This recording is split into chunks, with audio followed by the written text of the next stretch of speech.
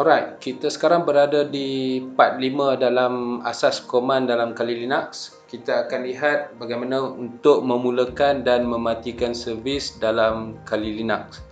Untuk bahagian ni hanya ada dua command yang akan kita guna, iaitu service dan systemctl. Command service ni digunakan untuk start dan stop services on the fly. Sementara systemctl ni kita gunakan untuk enable atau disable services yang akan di-load semasa sistem boot. Mari kita lihat macam mana command ni berguna dalam pentesting. Mari kita lihat siapa yang kena. Okey, kita nak tengok macam mana nak start dan stop services. Jadi dalam Kali ada beberapa cara untuk kita mulakan atau matikan servis. Dari tadi saya duduk servis apa ni kan, dah macam main badminton pula, servis bertukar tangan. Antara contoh servis yang berkaitan dengan pentest ni ialah web service, untuk web server ataupun SSH ataupun mungkin juga SQL database. Saya akan tunjukkan macam mana cara nak start dan stop servis ni, macam mana kita nak startkan setiap kali sistem ni boot, dan kita akan tengok servis apa yang penting untuk kita start setiap kali ni boot. Setiap kali Kali Linux boot. Okey, mari kita mulakan dengan command yang pertama, iaitu Apache 2. Apache 2 ni adalah web server. Kita lihat dulu macam mana services ni berfungsi. Saya akan mulakan dulu command yang kita dah belajar sebelum ni, iaitu ifconfig. Sini saya akan copy IP address machine ni dan kita pergi ke web browser. Kita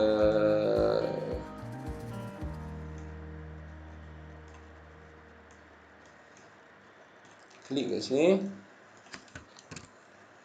enter.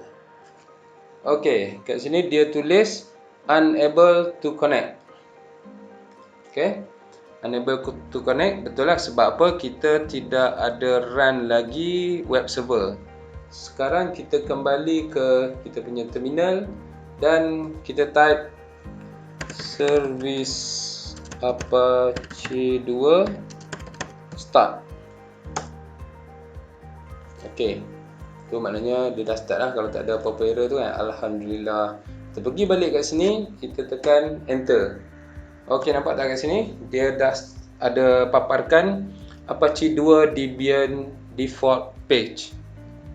Itu dia punya apa orang panggil default page bagi web server ni lah. Kalau kita tengok dekat sini dia ada /var www.html index. Jadi file yang di display sekarang ni ialah HTML index, index.html. Agak pernah keliru dah. Okey, kalau kita pergi ke dalam kita punya file browser, kita ke var www.html. Okey, inilah dia index file tadilah. Okey, ini adalah satu cara yang kita nak buat untuk kita serve kita punya page ataupun file yang kita nak access daripada machine ni daripada lokasi lain. Kita boleh letak semua kita punya folder dalam ni, sama ada script yang malicious ke untuk orang download, ataupun sebenarnya kalau kita nak bagi orang download file-file yang kita nak serve lah, tak semestinya malicious pun, kita boleh letak je dalam web server dan dia orang download lah, macam kita ada access homepage yang ada lah. Okay. Walaupun ini cara sebenar web server ni beroperasi, dia mula di folder var www.html, tapi dia adalah agak leceh lah. Saya nak kenalkan satu lagi cara yang kita boleh gunakan untuk start simple punya server lah. Contohnya sekarang ni kita di mana? Kita di root, kita ls, tengok, okey, ini file yang kita ada.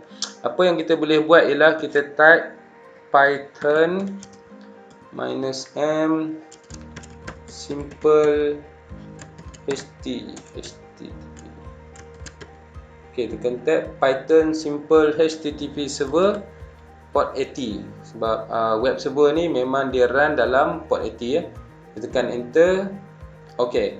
Address error 98, address already in use. Maknanya port 80 dah digunakan oleh Apache tadi yang kita start kan. Jadi tak ada masalah, kita tukar je port lain, port 8080. Sekarang ni kalau kita pergi dekat web ni, kita tekan enter, refresh. Oops. Ni port 80, kita kena pergi ke port 8080. Dah kita boleh nampak kita punya directory root tadi. Ini kita ada hi.txt, ada file dia semua. Kita boleh access file tu lah. Jadi ini adalah salah satu cara yang mudah untuk kita serve sesuatu file daripada kita punya machine. Kita tak payah nak pergi ke folder var www html tu setiap kali. Dan kalau kita tengok kita punya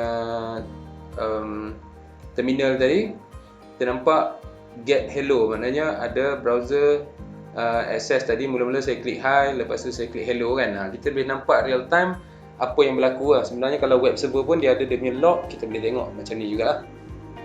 Ok, Ctrl C. Ok, untuk proof of concept nak bagi tuan-tuan dan puan-puan nampak betul-betul, kita stopkan dulu Apache punya services tadi. Service PICE service Apache 2 stop. Ok, sebelum tu kita ada option service Apache 2 status. Ok, kita tengok service Apache 2 started, maknanya dia memang aktif dan running. Okay, itu yang kita kena tahu. Dan kita kena stopkan Apache 2 punya services yang tadi. Kita pergi balik dekat sini, kita tengok refresh. Ok, memang dia tak ada lah, dah mati lah. Jadi katakanlah kita pergi ke directory, kita ada ni, katalah kita pergi ke directory download,